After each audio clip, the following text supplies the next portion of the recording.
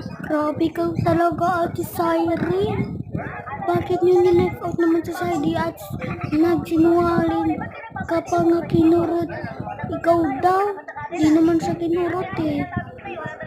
Grabe ka, Ate Siren. I-unfollow, ano kita, i-unsubscribe. Bakit nileft out mo naman, Ate Siren? Grabe ka naman.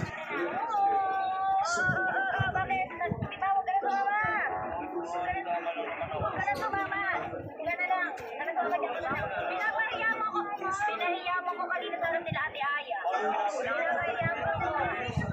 Pinay! Ate Aya! Kinurot ako! Kinurot ako ni Saidi yun! Kinurot mo na ito. Nanakit ka. Nanakit ka yan. Magkari ka. Sorry ka sa akin. Sorry ka. Uy!